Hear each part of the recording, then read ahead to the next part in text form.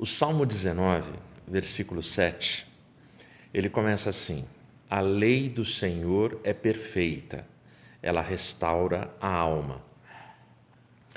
O filósofo Celso, o filósofo romano Celso, ele era um dos maiores opositores ao cristianismo. E uma das suas citações, das mais agressivas que ele tinha contra o cristianismo, falava sobre uma das suas críticas mais ferrenhas, mas essa crítica, essa agressão verbal dele, se tornou, na realidade, um grande elogio ao cristianismo.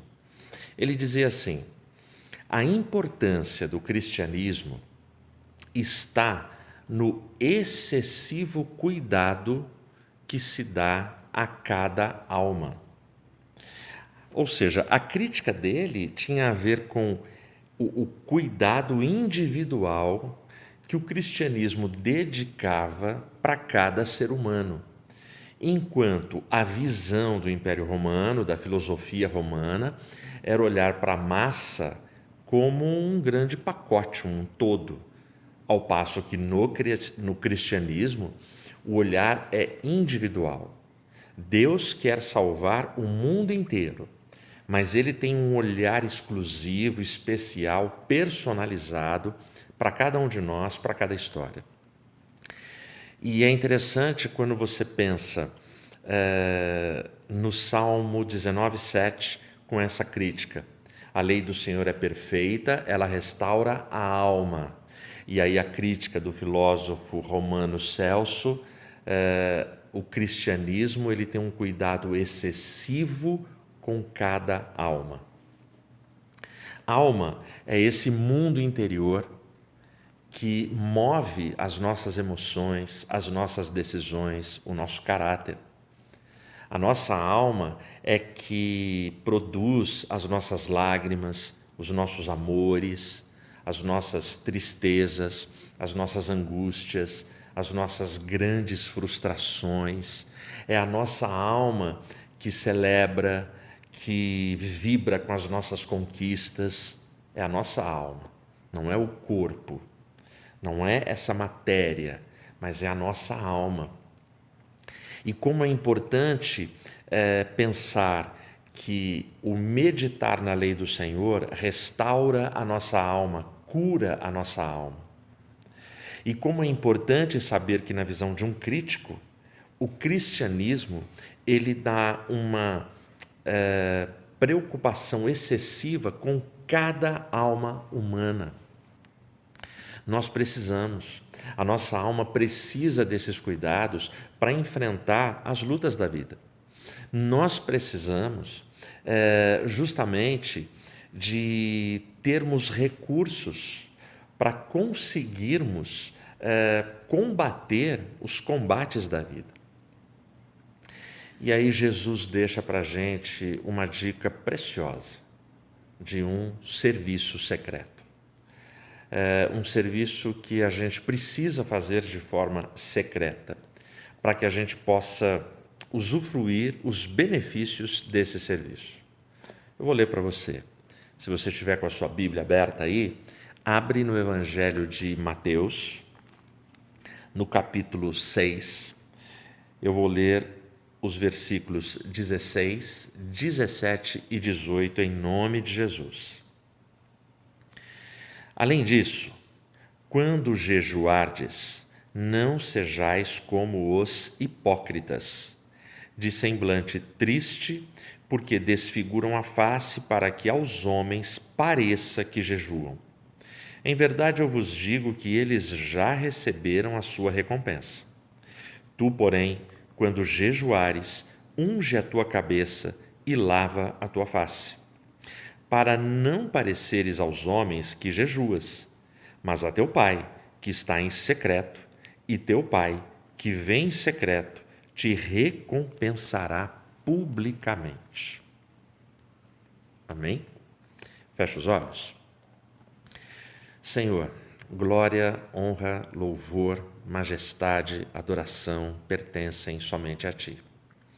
Em nome de Jesus, Pai, Tua palavra foi lida, o Teu evangelho foi proclamado E eu peço, Senhor, graça e misericórdia para que a gente possa usufruir e extrair lições desta porção das Sagradas Escrituras.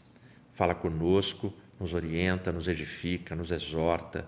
Em Teu nome eu oro. Amém. Amém?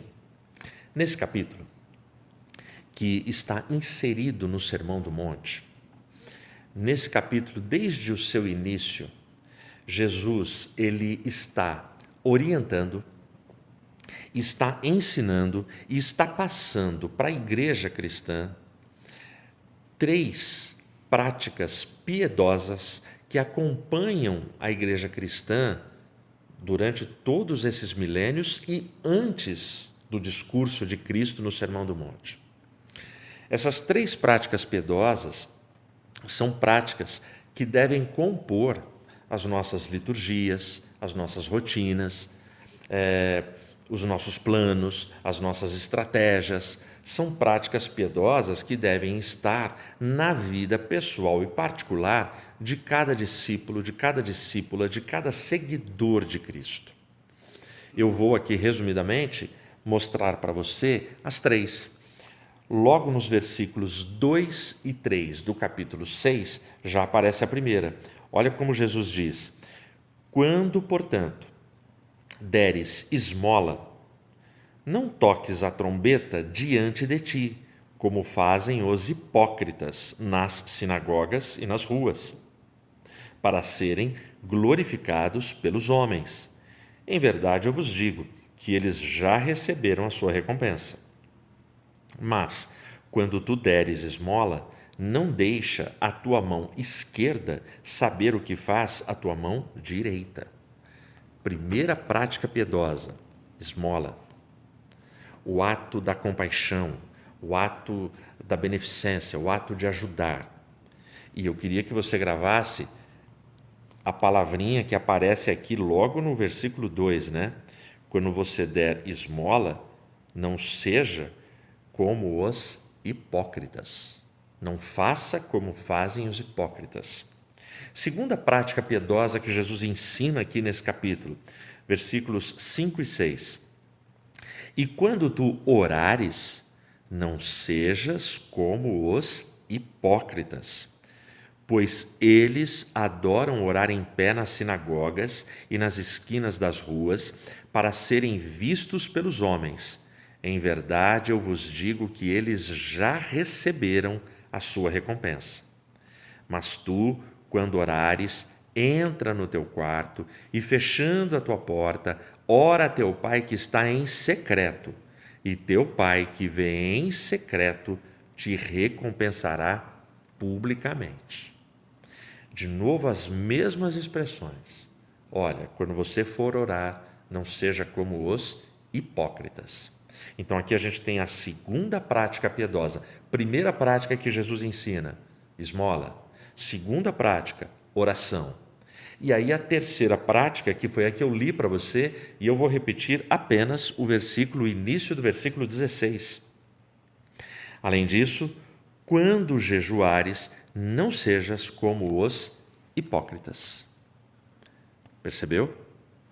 São 3 práticas piedosas que compõem o conteúdo da liturgia cristã todos os dias, nas suas caminhadas, nas suas jornadas, por onde quer que a gente vá.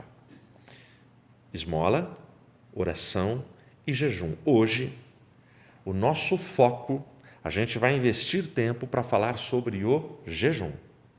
Mas existe essa semelhança nas 3 práticas, que todas elas devem ser levadas a cabo, elas devem ser praticadas, e Jesus ele dá a mesma ênfase nas 3. Não façam isso como fazem os hipócritas. Quem são os hipócritas? Sabe quando você fala assim, detesto gente fingida? Eu acho que essa é a forma mais fácil e mais popular para a gente entender a palavra. A palavra vem do grego. A palavra ela era usada para o ato de dramatizar, para os atores. Mas no dia a dia, na vida real, toda pessoa hipócrita, a gente usa esse termo. Aquela pessoa é muito fingida. Eu odeio gente fingida. Eu não suporto gente fingida. O hipócrita, ele quer ser algo que ele não é. Ele finge. Então, Jesus ele já dá na dica exatamente essa distinção. Não sejam como os hipócritas. Se Jesus está falando isso, é porque existe gente fingida que dá esmola, que ora e que jejua.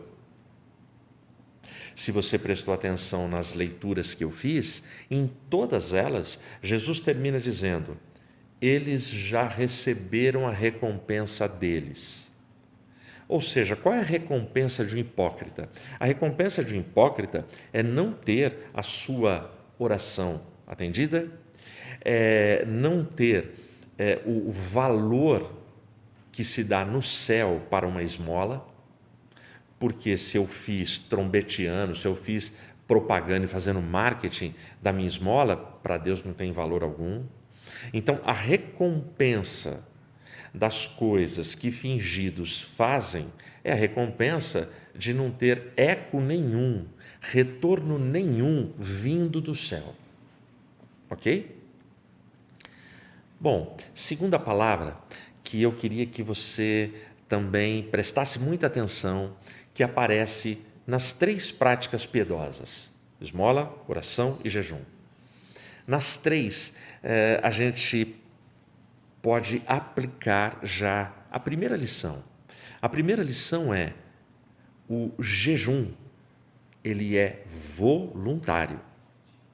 Porque é assim, olha, quando jejuares, não sejam como os hipócritas. A palavra que eu quero que você preste atenção é quando. Quando jejuares. Não, e aparece nos 3, quando deres esmola, quando orares, quando jejuares. É o quando.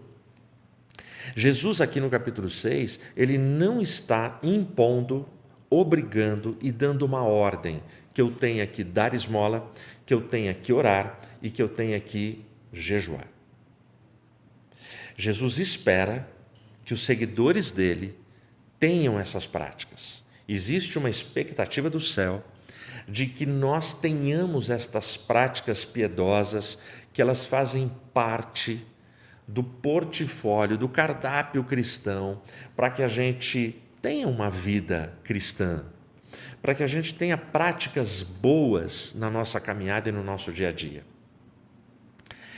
Então, o quando é uma decisão minha. O quando é quando eu quiser, é quando eu me dispor. Ele não estabelece, não é um mandamento, não é uma ordem assim, tem que fazer. Não é dessa forma. E no caso do jejum, por que eu pensei no jejum, trazer esse tema hoje para a gente? Desde que a pandemia começou, a IAP do Parque, toda quarta-feira, é dia de jejum. E vocês que nos acompanham, ou quem chegou pela primeira vez hoje, desde a primeira semana, a gente estabeleceu esse tempo de jejum e a gente não colocou prazo. É um jejum até que venha a notícia: a pandemia mundial acabou. Hoje eu ouvi a notícia que a OMS ainda considera que o mundo está em pandemia, porque a gente continua recebendo notícias de caso de Covid. Mas em nome de Jesus isso vai passar. E é legal no sentido de que muita gente abraçou, gente da IAP do Parque, gente de longe, gente de outros países, que jejuam com a gente toda quarta-feira.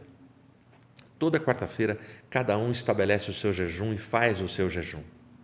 Eu já ouvi testemunhos que o pessoal me manda, que o pessoal compartilha com a gente, de bênçãos que muitos já receberam e alcançaram por conta destes jejuns semanais.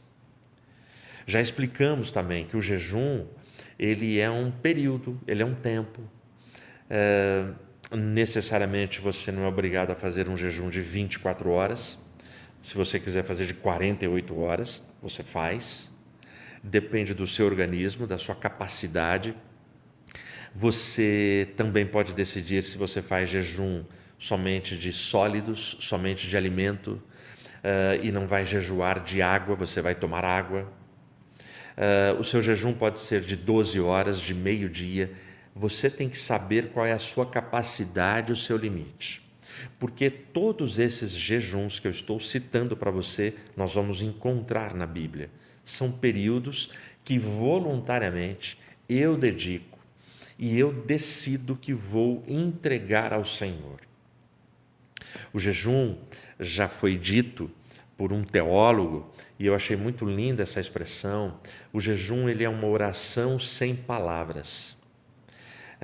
O jejum é um tempo que você dedica sem a alimentação ou sem algum tipo de comida, de líquido, onde você quer se dedicar ao Senhor para pedir a Deus comunhão com Ele, a unção de Deus, um milagre que você precisa na sua vida, e você vai jejuar. Você vai clamar a Deus, você vai fazer a proposta que nascer no seu coração. Então, a primeira coisa que a gente aprende aqui é que o jejum é voluntário. Aí a gente aprende aqui também que o jejum é secreto. Olha a conclusão, a continuação do versículo 16. Não sejais como os hipócritas, de semblante triste, porque desfiguram a face, para que aos homens pareça que jejuam. Em verdade eu vos digo que eles já receberam a sua recompensa. O que Jesus está denunciando aqui é exatamente o que os fariseus faziam. Os fariseus, eles não penteavam o cabelo. Eles deixavam o rosto para parecer realmente que eles estavam muito tristes, muito assim fracos, para que as pessoas pudessem falar: nossa, ele está jejuando, que coisa. Então, o que Jesus fala, você não pode ser como os hipócritas, você não pode ter um traço de aparência de que você está jejuando. Eu me lembro uma vez, numa confraternização da IAP do Parque, nós estávamos numa chácara maravilhosa, linda, que nós alugamos há, assim, mais de uma década atrás. E um dia de festa, aquele churrasco maravilhoso que os irmãos e as irmãs, quando se unem, sabem fazer. E olha que na IAP do Parque a gente tem uns cozinheiros e umas cozinheiras assim, de mão cheia, muito bons. E eu lembro que foi um dia de tanta alegria, de tanta festa. E aí chegou um irmão lá, eu fui servir um churrasco para ele, ele falou assim: não, pastor, hoje eu estou jejuando. Eu olhei para ele e falei: irmão, sério? É sério que você dedicou para fazer um dia de jejum na nossa confraternização? Nós tivemos o ano inteiro. Olha só, e aí eu tenho que ler para você a abordagem dos discípulos de João Batista junto a Jesus. Está aqui no capítulo 9 do Evangelho de Mateus, o versículo 14, olha só. Então vieram ter com Jesus os discípulos de João Batista, dizendo: por que nós e os fariseus jejuamos com frequência, mas os teus discípulos não jejuam? Olha a resposta de Jesus. E disse-lhe Jesus: podem os amigos do noivo estar de luto enquanto o noivo está com eles? Mas dias virão em que lhes será tirado o noivo, e então hão de jejuar. A resposta de Jesus foi milimétrica. Jesus falava dele, ele é o noivo. Ele está. Então, se o noivo está, Jesus está perguntando: você vai jejuar com o noivo na festa? Você vai jejuar na festa do noivo? É sério mesmo? Imagina, casamento meu e da Rê. Eu convido um amigão meu, ele chega lá: Carol, está sendo servido, você não está gostando de nada? Não, eu estou jejuando. Poxa, na minha festa, entendeu? Então mas a resposta de Jesus para os discípulos de João Batista e para os fariseus revela a expectativa que Jesus tem de que voluntariamente, quando ele deixasse essa terra, que a sua igreja lançaria a mão desse recurso piedoso que é a prática do jejum, essa disciplina espiritual e devocional. É uma das ferramentas devocionais que nós temos para a nossa jornada, para a nossa caminhada cristã. Portanto, o jejum ele é secreto, ninguém precisa saber. Óbvio, o jejum que nós fazemos toda quarta é um jejum comunitário, é um jejum que a gente divulga para a igreja e tudo mais, e é voluntário. A gente não fica cobrando a igreja. Você está jejuando? Você jejuou? Não. Mas as pessoas que se voluntariam e vêm com a gente, é muito bom saber que tem gente jejuando pela vida espiritual da igreja, pela família, pelo pastor, pelos levitas, pelos cantores, pelos ministérios da igreja. É fundamental nós termos, a gente ter ali na IAP do Parque intercessores que acreditam na arma do jejum, na eficácia do jejum. Bom, então o jejum ele é voluntário, o jejum é secreto e o jejum é alegria. Olha o versículo 17. Tu, porém, quando jejuares, unge a tua cabeça e lava a tua face. Só para você entender. Qual era a regra entre os fariseus? A regra entre os fariseus era: quando você estiver jejuando, não unja a cabeça com óleo e não lave a sua face. Qual é a ideia?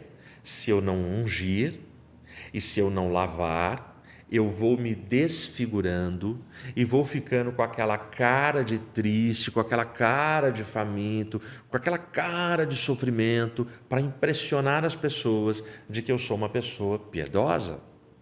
É aparência, é a valorização da aparência. E aí Jesus, ele quebra um paradigma. Ele está no Sermão do Monte e ele está impactando aquela audiência dele. Então ele está falando: vocês não podem ser como os hipócritas. E para não ser como os hipócritas, eu preciso ser, no mínimo, diferente deles.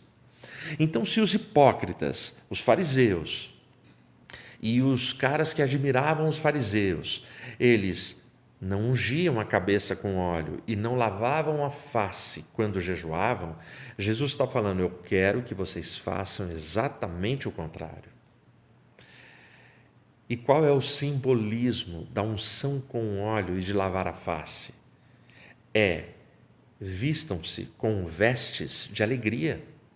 Escolha uma roupa de cores alegres. Faça o seu melhor penteado. Lave o seu rosto, não deixa ninguém perceber e notar que você está jejuando. Sorria, não fique com aquela cara assim para baixo, não se renda, não se entregue à tristeza. É isso que Jesus está falando. Então Jesus está dizendo: o jejum é alegria.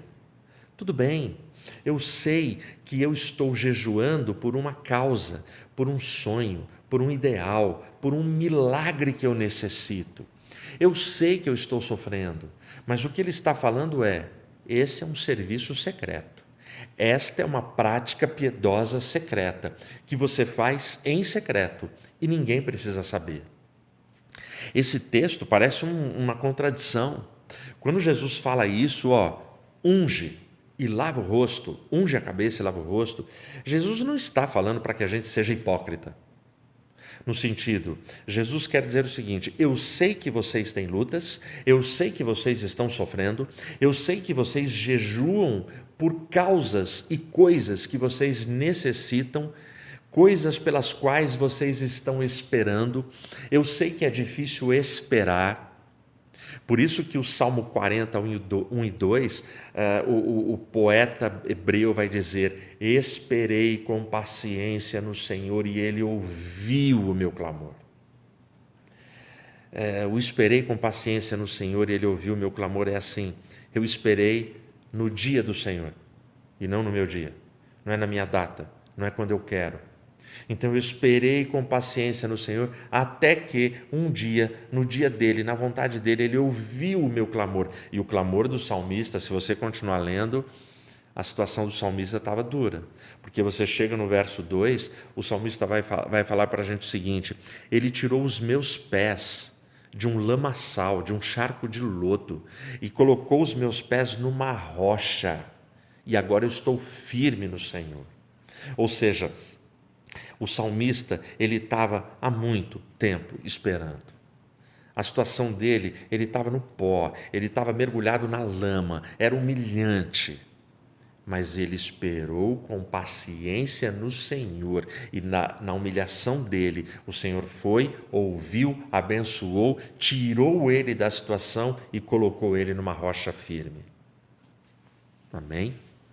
Então, olha só, é alegria. O convite para que a gente unja com óleo e lave o rosto não é para sermos hipócritas, não, mas é no sentido de que Jesus está orientando o seguinte: não adianta você ficar contando os seus problemas no Facebook, não adianta você ficar contando para o bairro inteiro, não adianta. Você precisa, em secreto, confiar no Senhor e compartilhar com o Senhor e dizer para o Senhor o que dói em você, as suas demandas e as suas necessidades.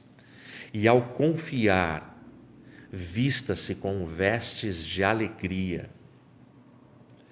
Eu acho muito legal quando o pessoal chega lá para perguntar, quando o servo do profeta pergunta para a viúva, né, que tinha perdido ali o filho: vai bem com a tua casa? Ela fala: vai bem. O menino está morto dentro de casa. Mas quando é o profeta, ela não fala vai bem. Quando é o profeta, ela desabafa. Aí ela abre a caixa de ferramenta e conta tudo. Mas para o assessor ela não conta. Para o assessor é veste de alegria. Não, vai tudo bem, está tudo bem na minha casa. É muito interessante. Portanto, o jejum, ele é alegria. Ele é alegria, e uma alegria que somente o Espírito Santo é capaz de nos dar. É por isso que crente, a gente sabe de tantos que estão enfrentando tantas lutas. Na minha posição pastoral, eu compartilho com muitas famílias as lutas que eles estão enfrentando. A igreja, na sua maioria, não imagina o que esses irmãos estão passando. E eu os vejo todo sábado na igreja, sorrindo, abraçando, erguendo mãos, glorificando, exaltando e fazendo a obra do Senhor. Por último, o jejum, ele é para Deus. Olha como é que termina aqui o versículo 18. Para não pareceres aos homens que jejuas, mas a teu Pai, que está em secreto, e teu Pai, que vem em secreto, te recompensará publicamente. Então, o jejum que a gente faz não é para os homens.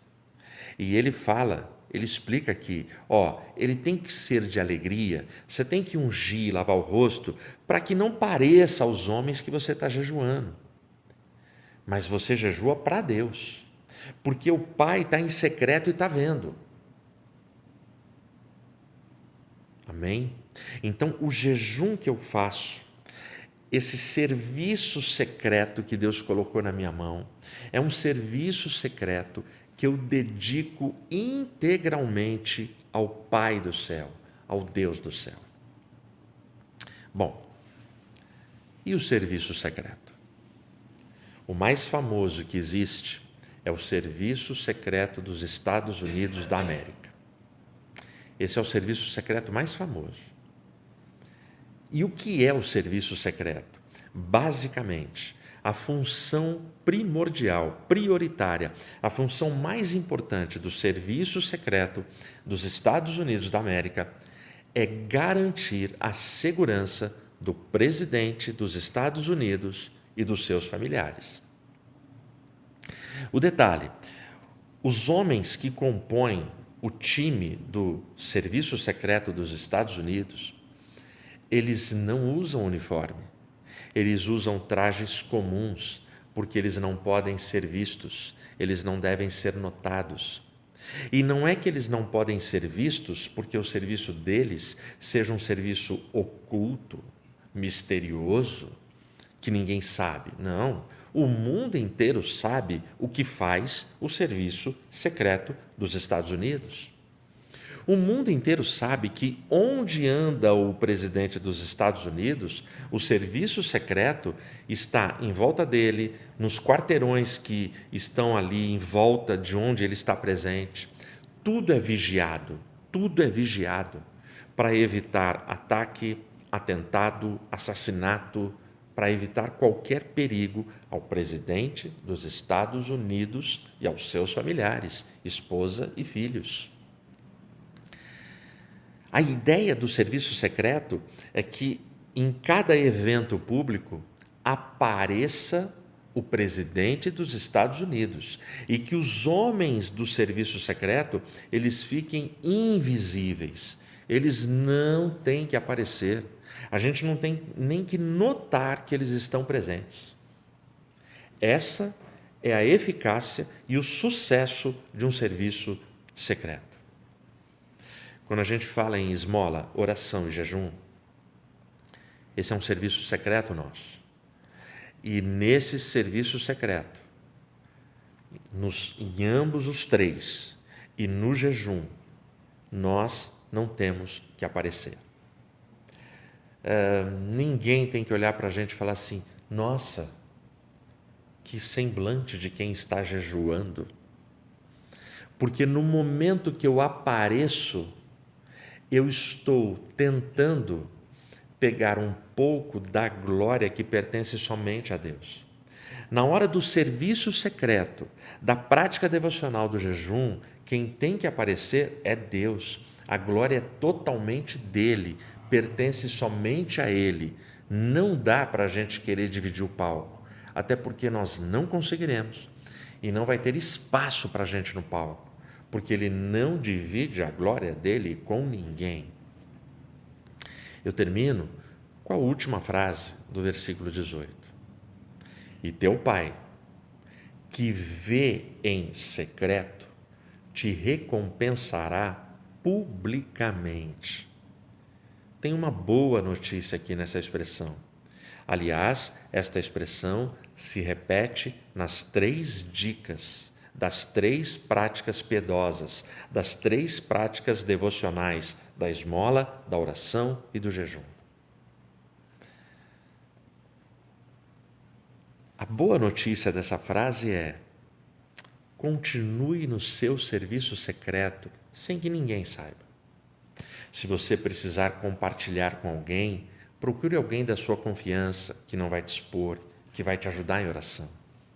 O seu cônjuge, aquele amigo mais chegado que um irmão que sabe guardar os seus segredos, seu pastor, um conselheiro da sua confiança, mas não espalha isso para o mundo e continua na sua luta de oração.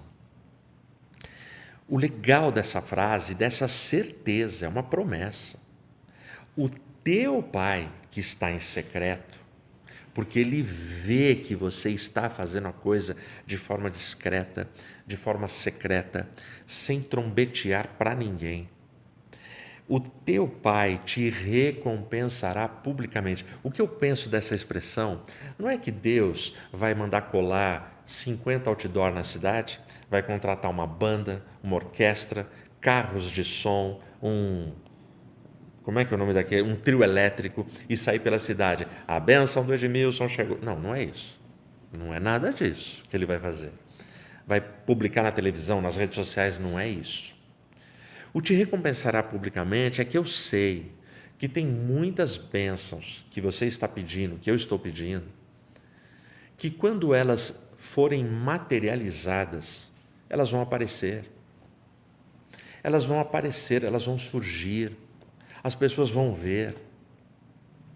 E aí o Pai que te recompensa publicamente, Ele te honra. Ele tira você do charco de lodo. Ele tira você as vestes de tristeza e Ele te unge com óleo de alegria e coloca um novo cântico em seus lábios. Então, nesse momento, o recompensar publicamente é porque nesse instante todo mundo vai ver a bênção que Ele permitiu na sua vida. E nessa hora, deixa eu te dizer, aí do serviço secreto, passa para um serviço de humildade e de discrição. E reconheça que não é o seu mérito, não foi porque o seu jejum foi tão perfeito. Reconheça que a bênção que veio é porque o Pai das luzes, aquele que te olhava em secreto, ele resolveu abrir as janelas do céu e te abençoar. Amém? Que Deus te guarde, que Deus te abençoe e que Deus fortaleça. E continue firme na sua batalha.